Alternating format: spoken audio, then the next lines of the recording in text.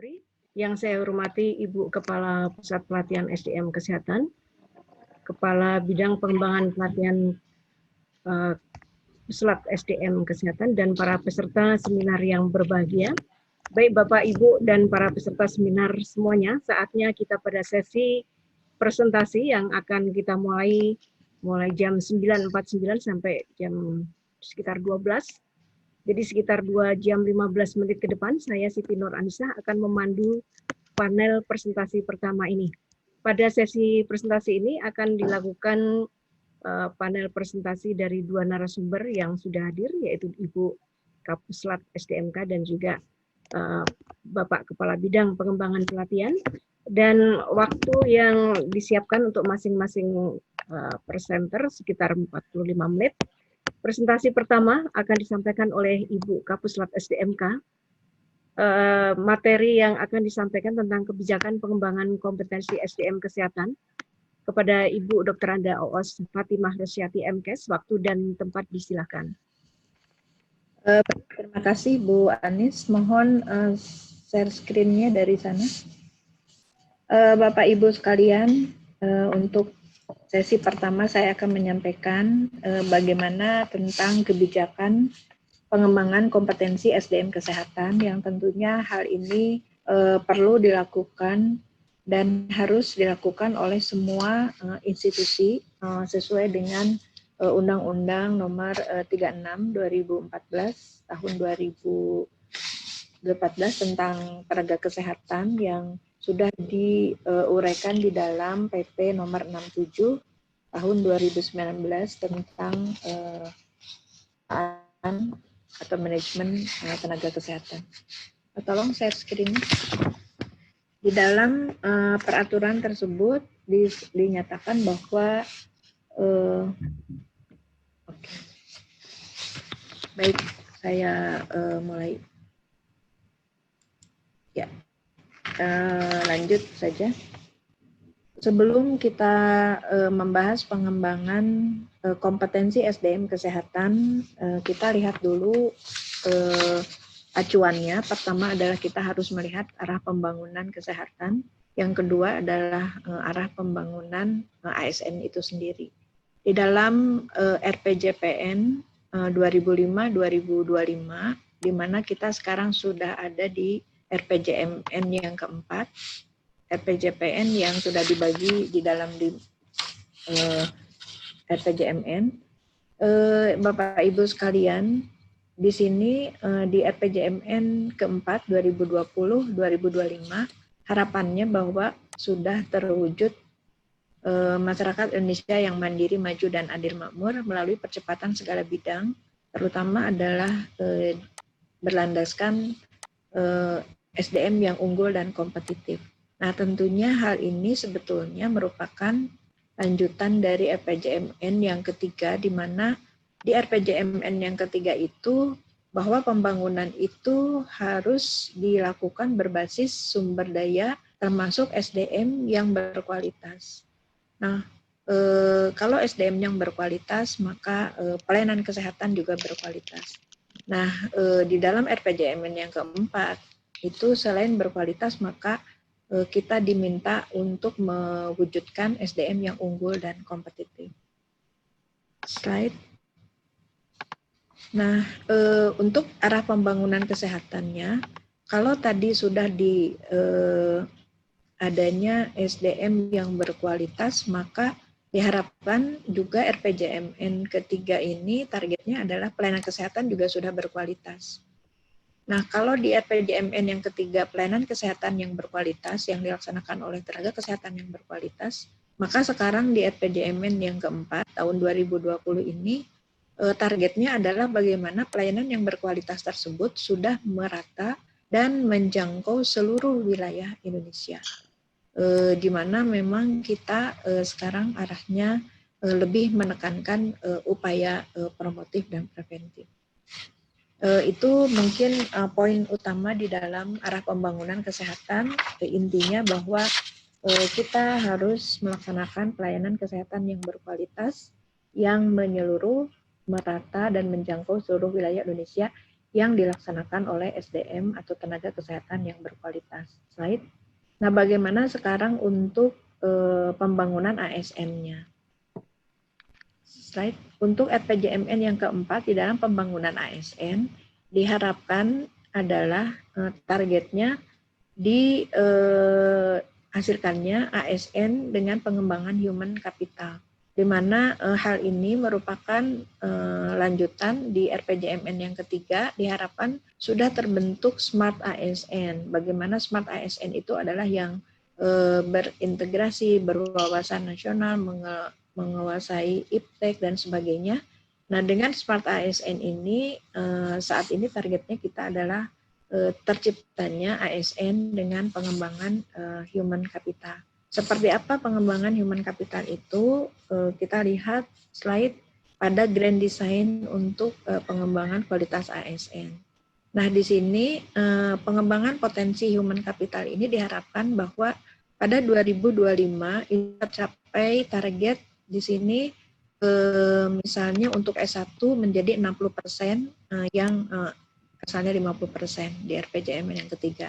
Kemudian untuk S2 diharapkan meningkat dari 15 sampai 20%. Dan yang penting di sini Bapak Ibu sekalian adalah bahwa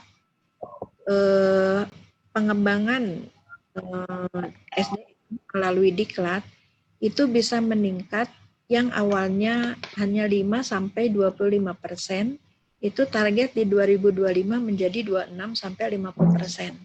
Nah, ini Bapak Ibu sekalian, dengan demikian maka diharapkan terbentuk atau terwujudnya birokrasi bersih, kompeten dan melayani. Dan tentunya dengan adanya target pengembangan melalui diklat menjadi 26 sampai 50% ini juga memicu kita semuanya untuk melakukan penyiapan-penyiapan sehingga target ini tercapai. Penyiapannya apa saja ya, antara lain adalah untuk Japfung, pengembangan Japfung, terutama adalah perawat, bidan, dan terapis gigi dan mulut. Slide. Nah, Bapak Ibu sekalian, untuk mewujudkan grand design dalam pembangunan kesehatan maupun pembangunan ASN tadi, maka ini sejalan dengan Undang-Undang Nomor 5 Tahun 2014 tentang Aparatur Sipil Negara. Di dalam undang-undang ini pasal 70 dinyatakan bahwa setiap ASN memiliki hak dan kesempatan untuk mengembangkan kompetensinya yang bisa dilakukan melalui pendidikan ataupun pelatihan, seminar, dan sebagainya. Nah, kemudian setiap instansi, khususnya instansi pemerintah, wajib menyusun rencana pengembangan kompetensi tahunan yang tertuang di dalam rencana kerja anggaran tahunan instansi masing-masing. Oleh karena itu, Bapak Ibu sekalian, untuk pejabat fungsional sendiri juga mempunyai hak untuk dilakukan pengembangan kompetensinya. Kompetensi apa saja yang harus dikembangkan? Slide. Itu meliputi kompetensi teknis, kompetensi manajerial, dan kompetensi sosial kultural. Untuk kompetensi teknis ini dapat diukur dengan dapat diukur dari tingkat spesialisasi pendidikan, kemudian juga pelatihan teknis fungsional dan pengalaman bekerja secara teknis. Nah, sedangkan untuk yang kompetensi manajerial itu diukur dari tingkat pendidikan, pelatihan struktural atau manajemen, dan juga bagaimana pengalaman kepemimpinannya. Sedangkan untuk kompetensi sosial kultural nanti adalah yang berkaitan dengan masyarakat majemuk dalam hal agama, suku, budaya, serta memiliki wawasan kebangsaan. Jadi misalnya kalau kita bekerja di mutasi, dipindah dari satu bagian ke bagian lain, sebetulnya itu juga sedang membentuk kompetensi sosial kultural. Nah, yang sekarang kita sedang bahas adalah kompetensi teknis, karena di sini kompetensi teknis ini antara lain adalah melalui teknis fungsional. Kompetensi teknis dikembangkan oleh instansi teknis atau pembina Japfungnya di kementerian ataupun lembaga. Slide. untuk pengembangan kompetensi ASN, di mana di dalam PP 17 disebutkan setiap ASN itu berhak mendapatkan kesempatan minimal 20 JP per tahun untuk pengembangan kompetensinya, dapat dilakukan baik melalui pendidikan maupun pelatihan. Pada saat pengembangan kompetensi itu dilakukan melalui pelatihan, maka di sini pelatihannya bisa secara klasikal maupun non-klasikal. Untuk klasikal adalah terutama pelaksanaan pembelajarannya di dalam kelas, sedangkan yang non-klasikal itu adalah yang di luar kelas, misalnya melalui e-learning atau pelatihan jarak jauh, coaching, mentoring, dan sebagainya. Dan nanti akan dilakukan kegiatan-kegiatan ini sebagai evaluasi untuk hasil pengembangan kompetensi. Berikutnya bagaimana strategi pengembangan kompetensi SDM ini. Pertama, slide strateginya adalah harus pengutamaan regulasi dulu. Maksudnya apa? Maksudnya adalah misalnya sekarang mau melakukan pengembangan kompetensi perawat, bidan, dan terapis gigi dan mulut. Nah tentu harus kita siapkan dulu regulasinya, antara lain adalah tadi Permenpan RB tentang Jabfung tersebut. Nah setelah ada Permenpan RB tentang Jabfung tersebut, kemudian kita lakukan peningkatan perencanaan SDM-nya. Berapa orang yang harus dilakukan pelatihan untuk meningkatkan SDM ini. Misalnya untuk Jabfung perawat dari 172.000 yang ada, dan untuk bidan dari 80.000 dan terapis gigi mulut dari 11.000 ini, berapa misalnya tahun ini kebutuhan untuk pelatihannya. Nah, oleh karena itu kita lakukan perencanaan, kemudian kita lakukan diklatnya, kemudian dilakukan binwas dan pendayagunaannya, sehingga dipastikan bahwa setiap penduduk memperoleh akses terhadap tenaga kesehatan yang berkualitas. Kembali kepada tujuan arah pembangunan kesehatan yang tadi, bahwa dalam arah pembangunan kesehatan supaya terwujudnya pelayanan kesehatan yang berkualitas oleh tenaga kesehatan yang berkualitas, sehingga juga dapat terwujudnya pemerataan atau terjangkau akses pelayanan kesehatan yang berkualitas itu oleh seluruh masyarakat. Selanjutnya, siapa yang bertugas untuk melaksanakan pengembangan SDM ini? Slide. Di Kementerian Kesehatan ada salah satu eselon 1, yaitu Badan PPSDM Kesehatan, yang mempunyai tugas mulai dari mengawal jenis, jumlah, dan juga mutu serta penyebaran. Nah, di dalam hal ini untuk mengawal mutu tenaga kesehatan, maka kita harus menyiapkan berbagai regulasi, pembagian urusan kewenangan, dan peningkatan peran daerah serta dukungan lembaga lainnya, sehingga sekali lagi maka terwujudlah peningkatan akses pelayanan kesehatan yang bermutu ini. Jadi kembali lagi kepada tercapainya tujuan pembangunan kesehatan tadi. Bagaimana peningkatan mutu kesehatan SDM ini kita lakukan? Slide. Dengan berbagai upaya. Pertama, dengan uji kompetensi, sertifikasi, lisensi, registrasi, ya, uji kompetensi, registrasi, lisensi, kemudian juga beberapa pelaksanaan kegiatan yang lain. Yang berikutnya adalah melalui pelatihan yang terakreditasi, baik terakreditasi pelatihannya, baik maupun terakreditasi institusi penyelenggara pelatihannya. Kenapa demikian? Slide. Karena di dalam Undang-Undang Nomor 36, slide, tentang Undang-Undang 36 tahun 2014 tentang tenaga kesehatan disebutkan bahwa pengembangan tenaga kesehatan itu dilakukan melalui pendidikan dan pelatihan, dan dilaksanakan melalui program pelatihan yang tenaga pelatihnya sesuai dengan standar profesi dan standar kompetensi.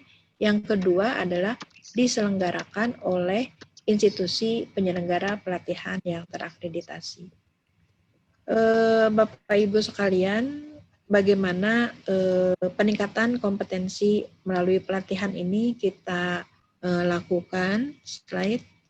Maka berdasarkan arah kebijakan, regulasi, dan konsep peningkatan ASN bidang kesehatan, kita buat satu pengelolaan pelatihan yang dilakukan. Pertama adalah penyusunan pemetaan kebutuhan pelatihan. Tentu di sini harus berdasarkan training need assessment dan juga analisis kompetensi yang dilakukan oleh satker masing-masing. Misalnya di Rumah Sakit Sarjito atau di Rumah Sakit Hasan Sadikin, itu berapa sih yang butuh dilakukan pelatihan untuk Japfung, perawat, bidan, terapis gigi, dan mulut.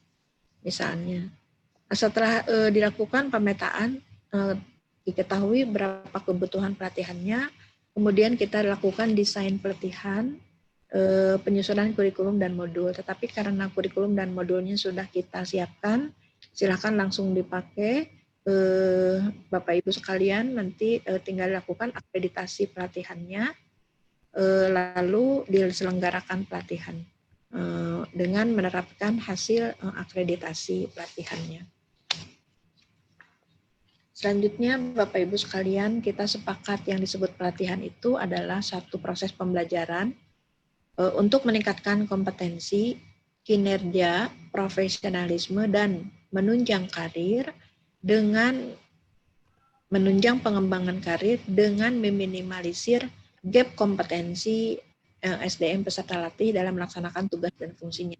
Jadi dengan demikian, Bapak Ibu sekalian, kalau sudah dilakukan pelatihan, misalnya di Japfung, perawat, bidan, terapis gigi, dan mulut di instansi Bapak Ibu sekalian, itu harus dipastikan bahwa hasil pelatihan itu memang dapat meningkatkan kinerja daripada individu yang dilatih tersebut dan juga kinerja daripada organisasi, sehingga pelatihan juga sebetulnya harus dipastikan bahwa juga akan menunjang pengembangan karir yang Japfungnya pengampu Japfung tersebut. Demikian Bapak Ibu sekalian. Nah, sekarang kita lihat jabatan fungsional. Kita tahu bahwa sampai saat ini ada 30 jenis Japfung. Di antaranya adalah bidan ya nomor 4, perawat nomor 17, dan terapis gigi dan mulut di nomor 18. Slide. Bagaimana seorang pejabat fungsional itu melakukan kewajibannya, tentu pasti harus melaksanakan tugas pokoknya sesuai dengan butir-butir kegiatan yang ada di dalam aturan yang ada di dalam Permenpan RB yang terkait dengan Japfung tersebut. Setelah melaksanakan tugas-tugas pokok, jangan lupa Bapak Ibu sekalian selalu mencatat dan menginventarisir kegiatannya, harus didokumenkan. Kenapa? Karena untuk Japfung itu sangat erat nanti untuk kenaikan jabatan, tentu kita harus mengumpulkan bukti fisik untuk pelaksanaan kegiatan itu, baik pelayanan maupun kegiatan-kegiatan yang lain, untuk mengumpulkan angka kredit sehingga bisa naik kepada jenjang berikutnya. Namun demikian tentu bukan hanya melaksanakan butir-butir kegiatan sesuai Japfungnya saja, seorang Japfung juga mempunyai kewajiban melaksanakan tugas lain yang diperintahkan oleh atasan. Kita bersyukur bahwa ada 3 Permenpan RB Japfung KES yang terbit di 2019, yaitu tentang Japfung perawat di nomor 35, yang menggantikan Japfung perawat dan angka kreditnya yang di nomor 25 2014. Berikutnya Permen Pan RB nomor 36 tentang Japfung Bidan. Ini adalah revisi dari Permen Pan RB nomor 1 2008 untuk Japfung Bidan dan angka kreditnya. Dan berikutnya adalah yang terapis gigi dan mulut. Apa saja sih perubahan-perubahan dari Permen Pan RB yang lama dan yang baru? Yang pertama untuk bidan. Di dalam Permen Pan RB nomor 1 2008, jabatan fungsional bidan terdiri dari bidan terampil dan bidan ahli, di mana jenjang jabatannya adalah bidan pratama untuk yang bidan ahli, bidan pratama, bidan muda, dan bidan madya. Nah, di dalam Permen Pan RB nomor 36 2019 untuk Japfung bidan kategori keterampilan kriterianya sama dengan yang Permen Pan nomor 1, sedangkan untuk Japfung bidan kategori keahlian ini sudah ada tambahannya, ini bagus sekali ya Bapak Ibu sekalian. Selain bidan ahli pertama, muda, madya, juga sekarang ada bidan ahli utama. Nah, ini bagus sekali untuk pengembangan karir dan juga profesionalisme daripada bidan, para bidan. Berikutnya poin perubahannya adalah tentang UKOM-nya ya. Kalau di dalam Permen Pan sebelumnya disebutkan bahwa bidan yang akan naik jenjang jabatan setingkat lebih tinggi itu perlu mengikuti dan lulus diklat penjenjangan. Sedangkan untuk Permen Pan RB nomor 36 disebutkan PNS yang telah diangkat melalui pengangkatan pertama dari CPNS ke Japfung Bidan, maka paling lama 3 tahun wajib mengikuti dan lulus diklat Japfungnya. Nah ini berbeda ya, kalau di yang Permen Pan sebelumnya adalah yang akan naik jenjang jabatan saja yang mengikuti dan lulus diklatnya. Kalau di sini bahwa yang telah diangkat paling lama 3 tahun wajib mengikuti dan lulus diklat. Nah, apabila belum mengikuti dan atau tidak lulus diklat, fungsional tersebut tidak diberikan kenaikan jenjang 1 tingkat di atasnya. Nah, itu perbedaannya. Yang kedua adalah perbedaannya kalau sebelum dalam Permen Pan RB sebelumnya untuk naik jenjang itu hanya cukup mengikuti diklat.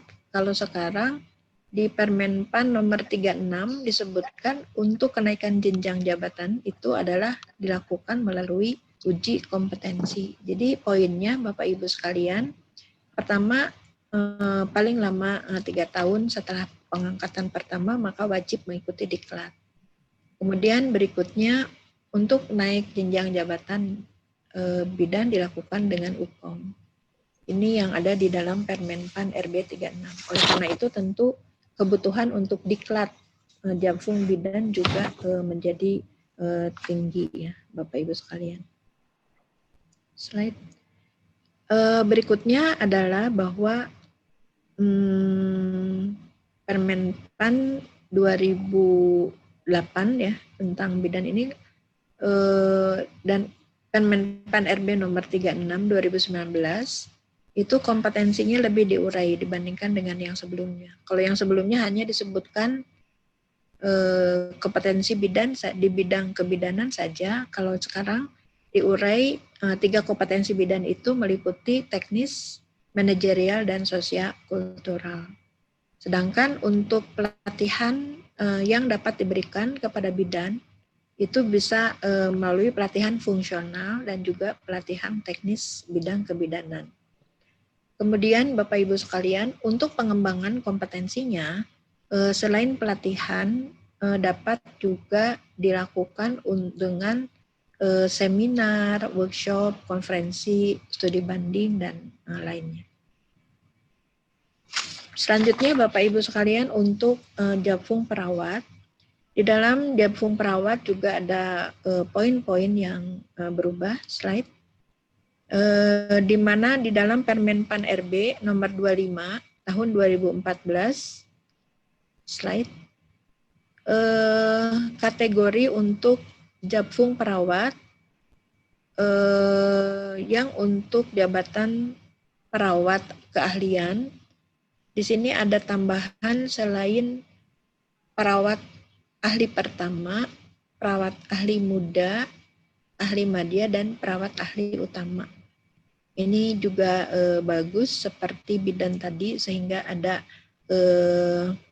pengembangan karir dan profesionalisme dari teman-teman perawat bisa mencapai jenjang tertinggi menjadi perawat ahli utama. Slide. Perubahan berikutnya juga sama Bapak Ibu sekalian. Kalau sebelumnya untuk naik jenjang jabatan setingkat lebih tinggi itu harus ikut diklat, melalui diklat. Kalau sekarang di Permen Pan RB nomor 35, perawat itu yang setelah diangkat, pengangkatan pertama, maka paling lama 3 tahun wajib mengikuti dan lulus diklat Japfung perawat. Dan yang membedakan juga sama tadi dengan bidan, bahwa dengan Permen Pan yang sekarang, untuk kenaikan jabatan itu bukan melalui diklat tetapi melalui uji kompetensi. Slide.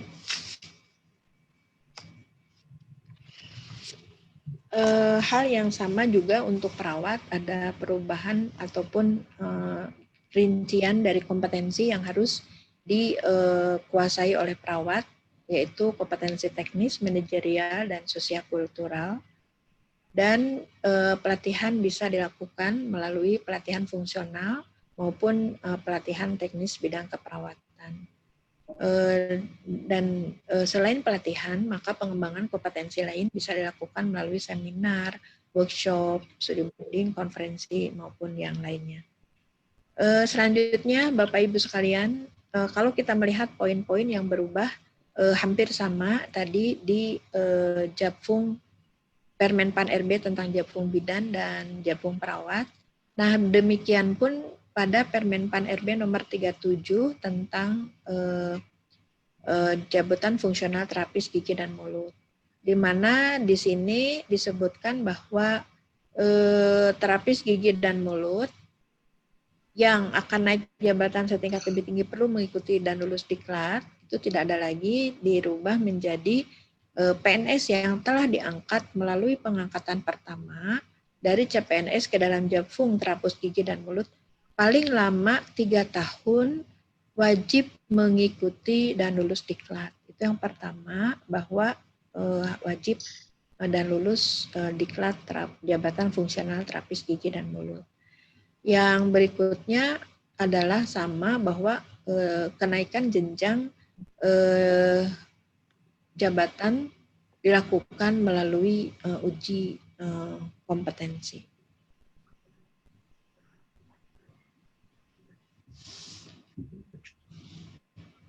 Kemudian juga sama halnya dengan jabatan fungsional terapis, jabatan fungsional bidan dan perawat tadi, maka pada Japfung terapis gigi dan mulut juga kompetensi lebih diuraikan. Di sini yang harus dikuasai meliputi kompetensi teknis, manajerial, dan sosial kultural, dan pelatihannya bisa melalui pelatihan fungsional maupun pelatihan teknis bidang pelayanan terapis gigi dan mulut. Kemudian untuk pengembangan kompetensinya selain pelatihan bisa juga dilakukan dengan cara lain, baik itu melalui seminar, workshop, maupun lainnya. Itu Bapak Ibu sekalian, poin-poin perubahan di dalam jabatan fungsional terapis gigi dan mulut, bidan dan perawat, sehingga merupakan latar belakang kami juga untuk menyiapkan pelatihannya, karena memang kebutuhan diklatnya yang menjadi lebih banyak. Selanjutnya Bapak Ibu sekalian, kalau kita lihat berapa sih kebutuhan pelatihan untuk Japfung ini, kalau kita melihat jumlah pejabat fungsional, misalnya di sini yang paling banyak perawat ya. Perawat itu 172.956 atau sekitar 46% dari seluruh Japung yang ada. Urutan kedua adalah bidan. Bidan itu sebanyak 80.055 orang pejabat fungsionalnya, dan terapis gigi dan mulut adalah 11.165 orang. Jadi untuk 3 Japfung ini saja sudah mencapai 200, hampir 300 pemangku jabatan. Kalau misalnya yang baru atau yang harus mengikuti diklat itu sepertiganya saja, maka kita bisa bayangkan kebutuhan diklat dari pengampu atau pejabat fungsional, perawat, bidan, dan terapis gigi dan mulut ini. Oleh karena itu, untuk standarisasi pelaksanaan diklatnya, maka kami menyusun kurikulum dan modul yang kami seminarkan pada hari ini, yang silakan digunakan oleh Bapak Ibu sekalian. Namun demikian, tentunya sebelum kita gunakan, kami juga masih menerima masukan-masukan untuk perbaikan ataupun penyempurnaan daripada kurikulum modul yang ada. Kemudian unit pembina Japfung Kesehatan bagi perawat dan terapis gigi dan mulut adalah Direktorat Pelayanan Kesehatan Rujukan Ditjen Yankes, sedangkan untuk bidan adalah Direktorat Pelayanan Kesehatan Primer Ditjen Yankes. Slide. Tugas daripada instansi pembina Japfungkes itu ada 19, tetapi yang terkait dengan tugas pusat pelatihan SDM kesehatan adalah pertama nomor 6, yaitu menyusun kurikulum pelatihan yang sudah kami lakukan.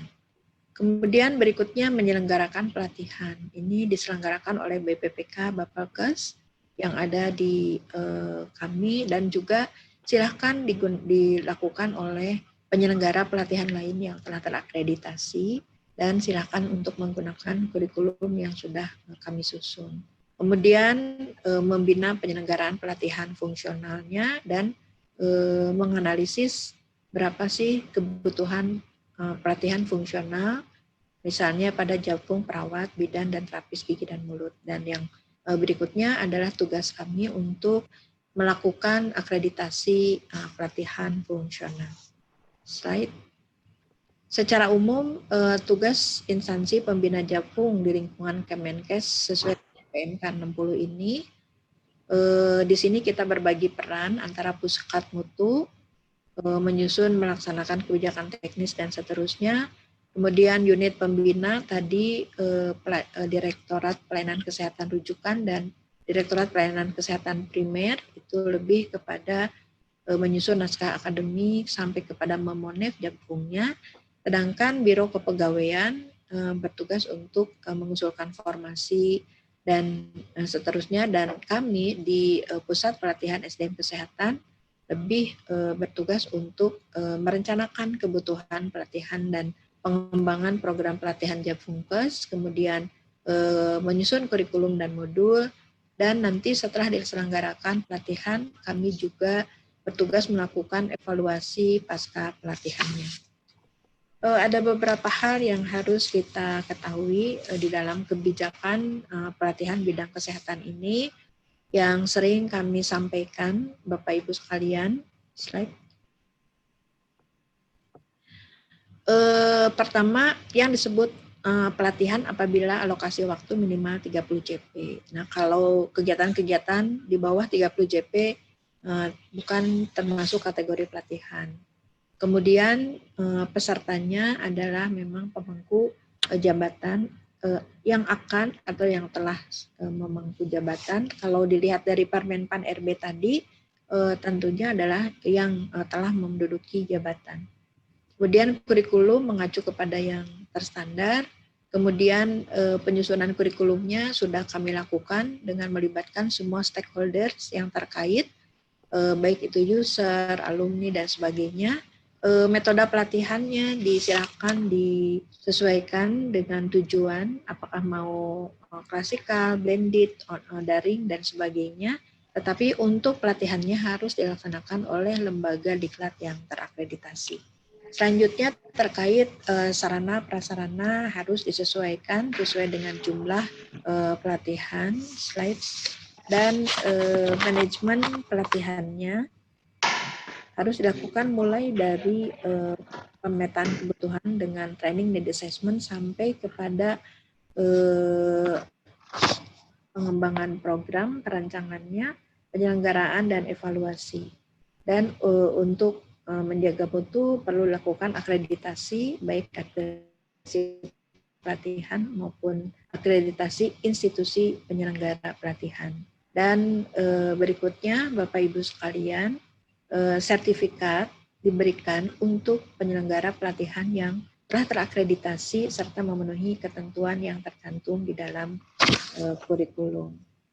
Selanjutnya Bapak Ibu sekalian, kita harus melakukan penyesuaian-penyesuaian sesuai dengan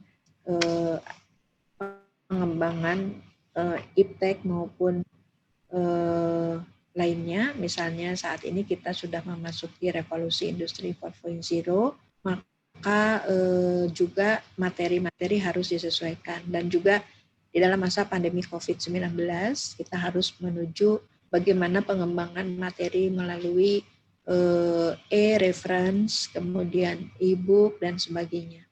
Kemudian pembelajarannya pun harus dilakukan tidak hanya secara klasikal, tetapi dengan daring ataupun secara blended.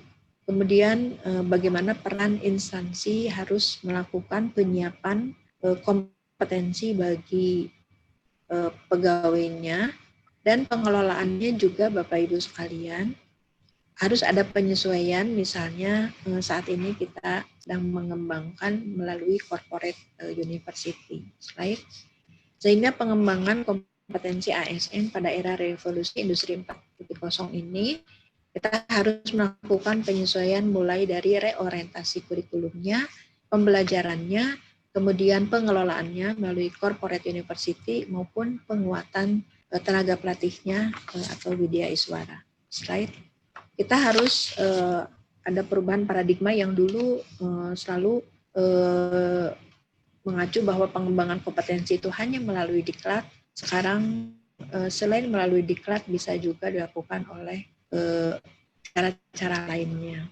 Kemudian tentu juga harus ada perubahan paradigma bahwa yang dulu selalu pelatihan itu secara klasikal, sekarang kita harus menuju kepada full e-learning ataupun daring untuk pelatihan-pelatihan yang tujuannya adalah untuk peningkatan knowledge.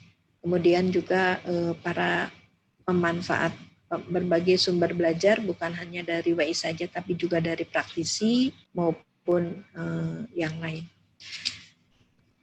Demikian Bapak Ibu sekalian, tentu selanjutnya kita ini sebenarnya sama saja, langsung saja bahwa untuk melakukan pelatihan ini perlu penyesuaian-penyesuaian, perbaikan infrastruktur, akses internet juga, karena sekarang kebanyakan kita melakukan secara daring yang sangat tergantung kepada akses internet. Kemudian memperluas akses untuk pembelajaran online ke aplikasi platform digital, kemudian juga pengembangan LMS dan juga peningkatan kompetensi pengajar dan trainer dan untuk literasi digital. Demikian Bapak Ibu sekalian kebijakan untuk pengembangan kompetensi ini yang mendasari bagaimana nanti pelaksanaan pengembangan kompetensi untuk para jakpung, terutama adalah perawat, bidan, dan terapis gigi dan mulut. Demikian, terima kasih atas perhatiannya. Wassalamualaikum warahmatullahi wabarakatuh.